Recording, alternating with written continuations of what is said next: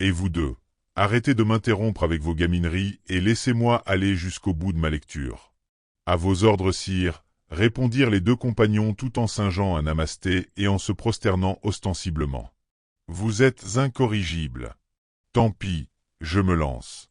3. Les Juifs peuvent tuer les non-Juifs. Vous pouvez tuer un incroyant avec vos propres mains. Talmud, Aboda Zara 4b. Même le meilleur des goyim devrait être abattu. Talmud, Aboda Zara 26bt. Il est permis de tuer indirectement un non-juif. Par exemple, si quelqu'un qui ne croit pas en la Torah tombe dans un puits dans lequel se trouve une échelle, il faut vite retirer l'échelle. Talmud, Shoshan Am 425, 5. Tout juif qui verse le sang d'un croyant, non-juif, revient à la même chose qu'une offrande à Dieu. Talmud, Bamidbé Rabbas et 21 et Jalkut 772. Il ne faut pas sauver les non-juifs en danger de mort. Talmud, Ilkot X, 1. Répandre le sang des impies est un sacrifice agréable à Dieu. Talmud, Yalkut Simoni 245c. Un Akom qui n'est pas notre ennemi ne doit pas être tué directement. Toutefois, il ne doit pas être protégé d'un danger de mort. Par exemple, si tu envoies un tombé dans la mer, ne le tire pas de l'eau, à moins qu'il ne te promette de te donner de l'argent. Talmud, Yor Dea 158, 1. On est innocent du meurtre involontaire d'un Israélite, si l'intention était de tuer un Koutim, non-juif, tout comme on est innocent du meurtre accidentel d'un homme, quand l'intention était d'abattre un animal. Talmud, Makot 7b. 4. Les non-juifs sont impurs. Les non-juifs sont impurs parce qu'ils n'étaient pas là au mont Sinaï. Talmud, Aboda Hara 22b. Toutes les filles des incroyants sont nida, sales, impures, depuis leur naissance. Talmud, Aboda Hara 35b. Les femmes juives sont contaminées par la simple rencontre de non-juifs. Talmud, Yor Dea 198, 48. Les non-juifs sont impurs parce qu'ils mangent de la nourriture impure. Talmud, Shabbat 145b. L'âme des goyim est d'une origine théologique impure. Talmud, Zohari, 46b, 47a. Les idolâtres, non-juifs, souillent le monde. Le juif est un être supérieur. Talmud, Zohari, a. Ne passer aucun accord avec un non-juif, et ne jamais manifester de pitié envers un non-juif. Il ne faut pas avoir pitié des non-juifs, car il est dit, tu ne jetteras pas sur eux un regard de pitié. Talmud, Ilkot non-juif X, 1. Un juif est toujours considéré comme bon, en dépit des péchés qu'il peut commettre. C'est toujours sa coquille qui se salit, jamais son fond propre. Talmud, Shajiga 15b. Un juif ne doit pas être poursuivi devant un tribunal non-juif, par un juge non-juif, ou par des lois non-juives. Talmud, Shoshan Am 26, 1. Voilà.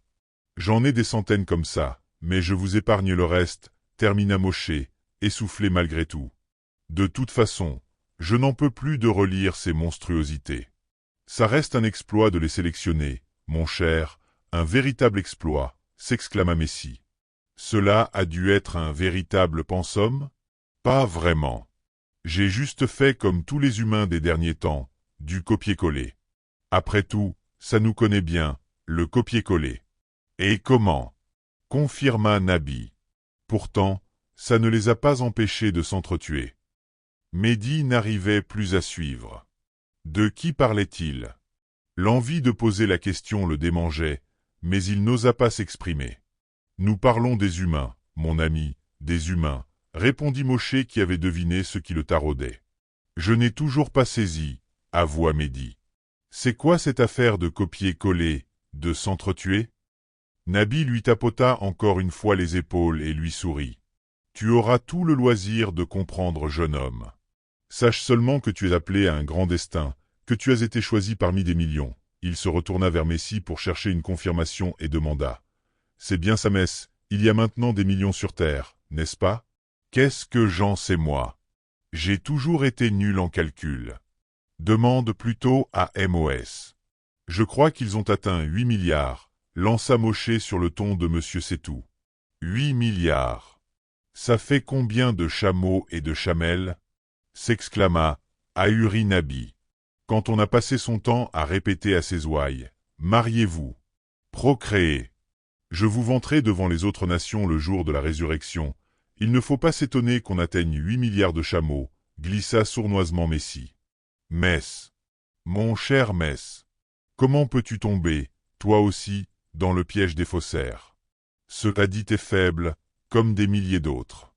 D'accord, mais le fait est que les musulmans se reproduisent comme des... On ne va pas se chamailler pour un chiffre, les amis. Interrompit Mosché. Allons, allons, un peu de calme. Il revint au jeune homme et lui demanda. Il est authentique ce chiffre, Mehdi? Oui, il l'est, confirma Mehdi. On a franchi la barre des 8 milliards d'individus sur Terre. Nom d'une pipe, s'exclama Messie. Et moi qui trouvais que 12 apôtres étaient déjà beaucoup. Mais, dis-moi MOS, comment as-tu eu connaissance du chiffre exact? Grâce à Dieu j'ai. La fibre optique dernière génération. Du très haut, vraiment très haut débit. C'est moi qui te le dis. Tu ne t'es pas encore abonné? M'abonner. Comme si tu ne connaissais pas ma mère. Avec elle, il y a toujours d'autres priorités. Elle passe son temps à préparer les valises du retour. Allez maman. Attention, il fait froid là-bas. Il paraît qu'il y a eu un dérèglement climatique depuis notre départ. Prends ce pull au cas où il ferait froid, et cette casquette au cas où il ferait chaud, et tes nouvelles chaussures pour protéger tes pieds, et ton pantalon, et tes chaussettes, et tes couvertures, et tes chemises, enfin, tu la connais. Que veux-tu? C'est cela les mamans, soupira Nabi avec une inflexion triste dans la voix. Estime-toi heureux. Toi au moins tu l'as connue, ta maman. Si ça peut vous consoler, ajouta Mehdi, nous aussi on n'est pas abonnés, même si on n'a que la 4G. Mon père refuse catégoriquement que ses enfants possèdent les outils de Satan, comme il dit. Les trois compagnons pouffèrent et s'exclamèrent à l'unisson. Pauvre Satan! Pour un instant d'orgueil, il est devenu le symbole du mal éternel. Parce qu'il ne l'est pas? Hasarda Mehdi. Nous le sommes tous, jeune homme, nous le sommes tous, conclut Mosché qui voulait fermer la parenthèse. Il ajouta, vas-y mon cher Mess, à ton tour. Montre-nous ce qu'il y a de terrible dans les 2 testaments. Tout de suite, cher ami. Mais, je vous préviens, c'est presque aussi long que le Talmud. T'inquiète. On a toute l'éternité devant nous. Au moment où Messie allait entamer la lecture, une main se posa sur la joue de Mehdi et l'extirpa de son rêve. C'était Adam qui réveillait son maître pour lui signifier que les enfants l'attendaient à la bibliothèque. Mehdi eut besoin de quelques minutes pour se ressaisir et redescendre sur terre.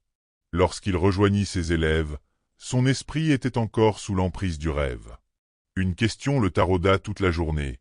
Que me voulaient-ils, les 3 bons hommes?